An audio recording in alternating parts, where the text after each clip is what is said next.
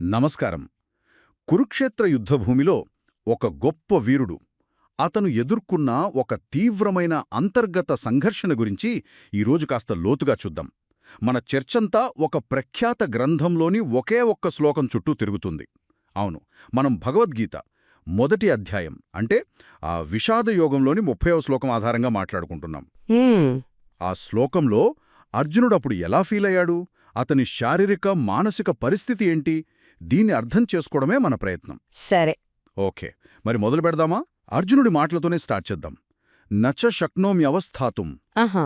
అంటే నేను నిలబడలేకపోతున్నాను, నా శరీరం నా మాట వినడం లేదు అంటున్నాడు.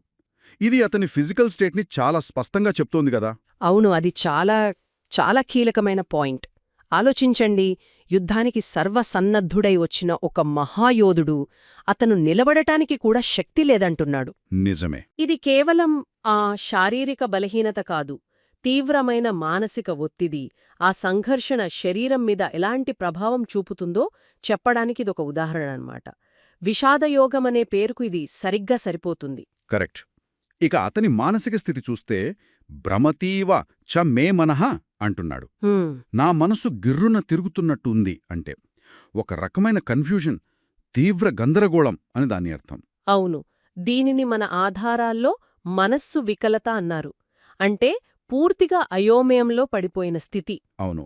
ఈ మానసిక గందరగోళం ఆ నిర్ణయం తీసుకోవాల్సిన అత్యంత కీలకమైన సమయంలో అతని ఆలోచనా శక్తిని, నిర్ణయాత్మకతను పూర్తిగా స్తంభింపజేసి ఉంటుంది. అంటే శరీరం సహకరించట్లేదు, మనసు కూడా కంట్రోల్ తప్పుతోంది. సరిగ్గా అంతే. శరీరం తర్వాత మనస్సు కూడా స్వాధీనం తప్పుతోంది. నిజానికి ఈ నిస్సహాయతే ఆ తర్వాత శ్రీకృష్ణుడు చెప్పబోయే ఉపదేశానికి పునాది వేసిందని చెప్పొచ్చు. ఇక్కడే విషయం ఇంకాస్త ఆసక్తికరంగా మారుతుంది కదా. అర్జునుడు ఇంకేమంటున్నాడంటే నిమిత్తాని చ పశ్యామి విపరీతాని. ఆహా. ఓ. అంటే నాకు చెడు శకునాలు కనిపిస్తున్నాయి, అపశకునాలు తోస్తున్నాయి అని. ఇవి నిజంగా కనిపిస్తున్నాయా, లేక అది కేవలం అతని భ్రమ అంటారా? చూడండి, పైకి అవి దుశ్శకునాలుగా కనిపించవచ్చు.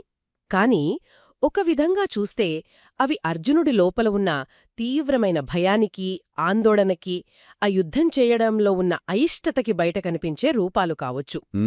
అంటే అతని అంతరాత్మ చేస్తున్న హెచ్చరిక అనుకోవచ్చు, లేదా అతని భయమే ఆ రూపంలో బయటపడుతుందని కూడా అనుకోవచ్చు. ఏదేమైనా ఇవి అతని నిస్పృహను, ఆ విషాదాన్ని ఇంకా పెంచుతున్నాయి. ఇంకొక ముఖ్యమైన విషయం మనం గమనించాలి. అసలు అర్జునుడు ఈ మాటలన్నీ ఎవరితో అంటున్నాడు? శ్రీకృష్ణుడితో. అవును, శ్రీకృష్ణుడిని కేశవ అని సంబోధిస్తున్నాడు. కేశవ అంటే ఆధారాల ప్రకారం కేశి అనే రాక్షసుడిని సంహరించినవాడు అని అర్థం. ఇది చాలా ఆసక్తికరమైన పాయింట్. ఎందుకంటే ఆ ప్రత్యేకమైన పేరుతో పిలవడంలో ఒక అంతరార్థం ఉందేమో. ఎలా? దాన్ని గుర్తు చేసుకుంటూ అర్జునుడు తనకు తెలియకుండానే బహుశా ఒక సహాయం కోసం, ఒక ఓదార్పు కోసం ఆశిస్తున్నాడేమో. నన్ను ఈ కష్టం నుండి బయటపడేయ్ అన్నట్లుగా ఉందా? అవును, ఒక రకంగా అలాగే అనిపిస్తుంది. తన సమస్యని తీర్చగల సమర్థుడి ముందు తన నిస్సహాయతను వ్యక్తం చేస్తున్నాడు.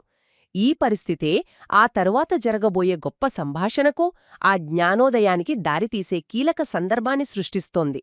అయితే మొత్తం మీద చూస్తే శారీరకంగా నిలబడలేకపోవడం, మానసికంగా తీవ్ర గందరగోళం, అవును, దానికి తోడు ఈ చెడు శకునాలు కనిపిస్తున్నాయనే భావన, ఇవన్నీ కలిసి ఆ క్షణంలో అర్జునుడి తీవ్ర విషాదాన్ని, ఆ నిస్సహాయ స్థితిని పట్టి చూపిస్తున్నాయన్నమాట. సరిగ్గా చెప్పారు. ఇదే కదా విషాదయోగమంటే, ఆ దుఃఖం, ఆ నిస్పృహ యోగం. ఈ ఒక్క శ్లోకం చాలు అర్జునుడిలాంటి ఒక మహావీరుడిలో కూడా ఇంతటి తీవ్ర సంక్షోభ సమయంలో మానవ సహజమైన బలహీనత, ఆ అంతర్మదనం ఎంత బలంగా ఉంటాయో అర్థం చేసుకోవడానికి. నిజమే, ఇది మనందరికీ వర్తిస్తుంది కూడా. అవును. ఇక్కడ మనం కాస్త ఆలోచించాల్సిన విషయం ఒకటుంది. మన జీవితాల్లో కూడా ఎన్నోసార్లు కష్టమైన నిర్ణయాలు తీసుకోవాల్సొస్తుంది కదా.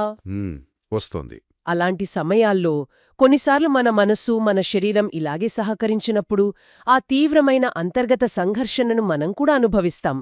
అలాంటి పరిస్థితుల్ని గుర్తించడానికి, వాటిని అర్థం చేసుకోవడానికి అర్జునుడి ఈ అనుభవం మనకెలా ఉపయోగపడుతుంది, దీని గురించి ఆలోచించాలి.